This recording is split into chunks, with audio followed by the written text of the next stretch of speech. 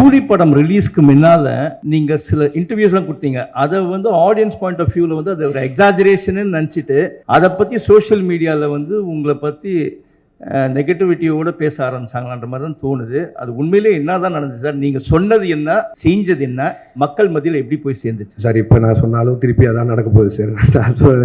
நான் வந்து ஒரு படத்தோட கலெக்ஷனை பேஸ் பண்ணி ஒரு படம் பண்ண முடியாதுங்கிறது அது என்னோட ஐடியாலஜி. சினிமாவை நான் 1000 கோடி சம்பாரிச்சு காட்டுறேன்னு ஒரு படம் எழுதவே முடியாது. நான் அதான் முன்னாடியும் சொல்கிறேன். பட் ஆனால் என்னன்னா, நம்ம டெக்னீஷியன்ஸும் நம்ம கூட இருக்கவங்க யார் எவ்வளோ சொன்னாலும் அவங்க அந்த படத்து மேலே எக்ஸைட்மெண்ட், ரஜினி சார் மேலே இந்த எக்ஸைட்மெண்ட், அவ்வளோ ஸ்டார்ஸை பார்த்த எக்ஸைட்மெண்ட்டில் இந்த 1000 கோடிங்கிற பிரச்சனையை ஆரம்பிச்சிருவாங்க ஸ்டார்டிங்லேருந்து. இப்போ அதனால 500 கோடிக்கு சம்பாரிச்ச படம் கூட இப்போ வந்து நான் பதில் சொல்கிறது அங்கே ஆயிடுச்சு. கிரிட்டிசிசம் அதெல்லாம் விட்டலாம். பட் ஆனால் கொடுத்த இன்டர்வியூஸுமே சரி, நான் இதை ரொம்ப ஸ்ட்ரெஸ் பண்ணியே சொல்லிட்டு இருந்தேன். இந்த மாதிரி 1000 கோடிங்கிறத ப்ரெஷரைஸ் பண்ண வேணாம், அந்த அப்படி ஒரு படமாக எக்ஸ்பெக்ட் பண்ணாதீங்க.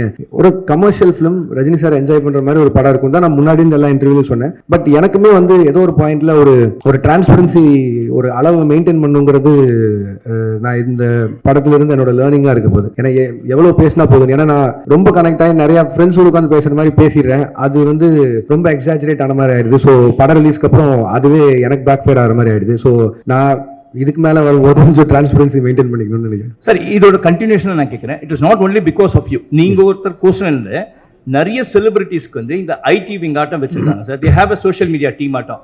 அந்த டீமை அட்மினிஸ்ட்ரேட் பண்ணுறவங்க வந்து அவங்க போடக்கூடிய சில ட்வீட்ஸோ இல்லை சோஷியல் மீடியாவில் போடக்கூடிய பதிவோ இட் பிகம்ஸ் அ பேக் ஃபயர்ன்ற மாதிரி ஆயிடுது. ஏன்னா உங்களை பற்றி நீங்கள் சொல்லாதே எக்ஸாஜரேட் பண்ண மாதிரி ஒரு படம் வந்து உங்களன்னு சொல்லலை, இன் ஜென்ரல் நான் ஆஸ்கிங். ஒரு படம் ரிலீஸ்க்கு முன்னாடி இது வந்து 500 கோடி கலெக்ஷன் ஆகும், 1000 கோடி கலெக்ஷன் ஆகும்னு அந்த ஐடி விங் போடுறதுனால கடைசியில் அது வந்து 200 கோடி தான் ஆச்சுன்னா அது அப்படியே ட்ராபேக் ஆகிடுது. அது எப்படி சார்? அது நான் எப்படி சார் சொல்ல முடியும்? இது வந்து அது ஃபேன்ஸே நீங்கள் தடுக்க முடியாது. அண்ட் சோஷியல் மீடியா இன்றைக்கி உங்களுக்கு எவ்வளோ தூரம் தடுக்க முடியாத ஒரு சக்தி ஆயிடுச்சு.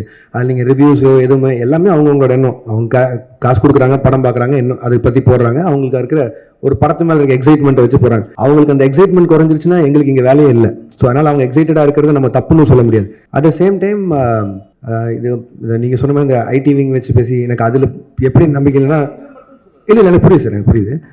ஸோ ஒரு படம் நல்லா இருந்ததுன்னா யாருமே தடுக்க முடியாதுன்னு நான் நினைக்கிறேன். நான் அதை ரொம்பவும் நம்புகிறேன். நான் உதாரணமாக மற்ற படங்கள் எடுக்காமல் என் படத்தை எடுக்கிறேன். மாணவன் ரிலீஸ் ஆகும்போது யாருக்குமே அங்கே அடையாளமே கிடையாது. சந்தீப் ரஜினி தான். பட் அந்த படத்தை கொண்டு போய் சேர்த்தது நீங்கள் தான். அன்றைக்கி 50 நாள் ஓடிச்சு. அப்போ அதுக்கு நல்லா இருக்குங்கிற மாதிரி தான் ஏதோ ஒரு நம்பிக்கையில் போய் அந்த படத்தை போய் பார்த்தாங்க. ஸோ அதனால் அதுக்கப்புறம் எல்லாரும் ஸ்டார்ஸ் கூடயும் வேலை செஞ்சுட்டேன். அவங்களோட போஸ்டர்ஸ் வச்சாலே படம் போயிடும். பட் ஆனால் யாருமே இல்லாமல் ஒரு போஸ்டரில் இருக்கும்போது கூட மக்கள் வந்து பார்த்தாங்க. ஸோ ஒரு படம் நல்லா இருக்குன்னா இது எதுவுமே தடுக்காதுங்கிறது நான் நம்புகிறேன் சாலிடாக.